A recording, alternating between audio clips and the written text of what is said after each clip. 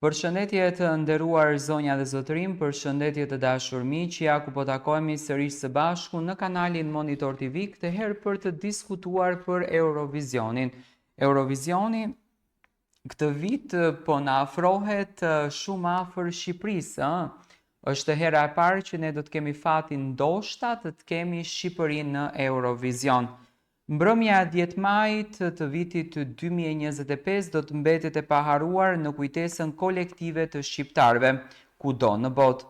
Eurovisioni, spektakli më i madh i muzikës ndërkombëtare, u trondit nga një performancë që nuk ishte thjesht këngë, por shpërthim arti, pasioni dhe identiteti.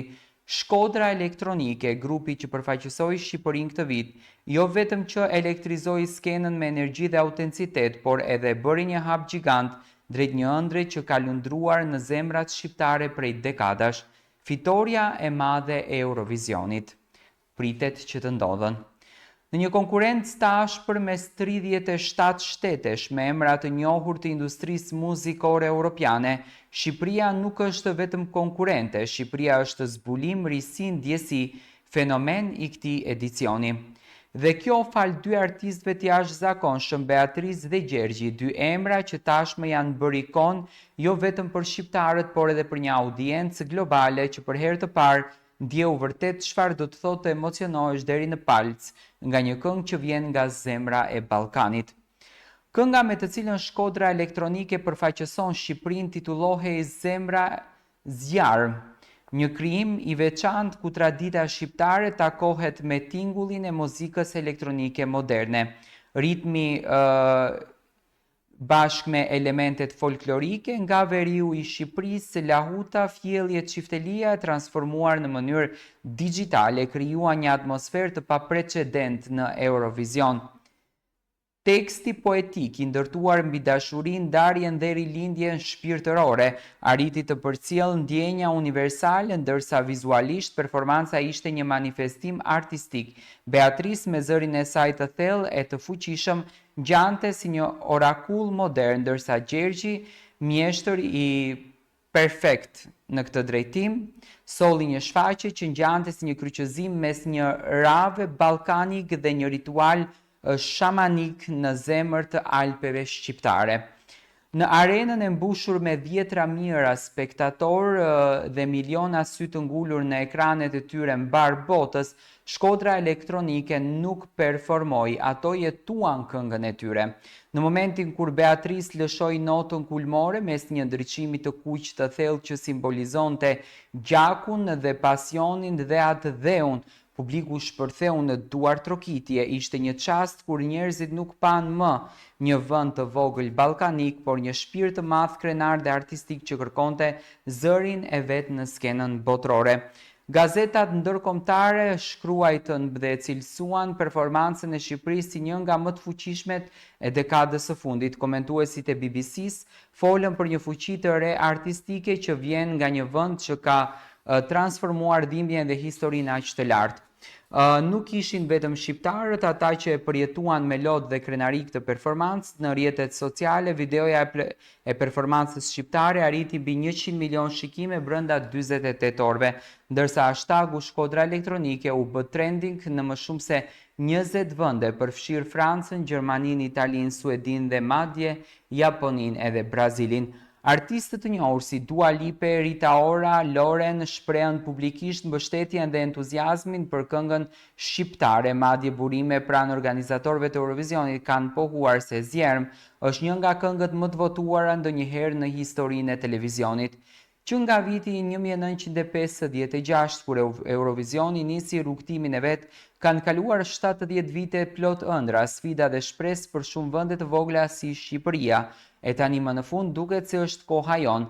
Burimet të mbrëmshme nga juria profesionale europiane kanë lëshuar sinjale të qarta se Shqipëria është në listën e ngushtë të vendeve me potencialin real për të fituar këtë vit. Në një moment historik ku arriti edhe identiteti kombëtar përqafohen në mënyrë që aq autentike. Shqipëria nuk është më në periferi të vëmendjes europiane, ajo është në qendër me zërin më të fuqishëm dhe me zemrën më të elektrizuar. Në Tiranë, në Shkodër, nga Prishtina në Tetov, nga Ulqini në Çamëri deri në diasporën shqiptare Zvicër, Gjermani, SBA, Austri, këngë nga Shkodra elektronike është bërë himni një gjenerate që nuk ka frikë të ëndrrojë më shumë. Ky Eurovision nuk është thjesht një garë për një trofe, është një dëshmi që kur shqiptarët bashkojnë talentin, pasionin dhe krenarinë, ato mund të lënë gjurmë të pashlyeshme në historinë botërore të artit edhe të kulturës. Dhe nëse fitoria vjen, ajo nuk do të jetë vetëm një fitore muzikore, do të jetë fitoria e shpirtit shqiptar, e historisë sonë dhe të ardhmes që po ndërtojmë me dashuri, talent edhe besim. Ajo që bën zjermë të veçantë nuk është thjesht përzierja e zhandreve, por mënyra se si ajo arrin të ruaj shpirtin e traditës shqiptare brenda një forme moderne dhe universale. Në çdo bit që rreh dëgjohet jehona e valleve tona të lashta, në çdo vers të Beatrice ndjehet shpirti i grave shqiptare që këndonin këngët labe, shkodrane, muzikare përmes epokave. Kjo këngë është më shumë se një krijim muzikor, është një rrëfim identar që bëri Evropën të kthej kokën dhe të dëgjoj me respekt një kulturë për më shumë kohë ka qëndruar nën hije.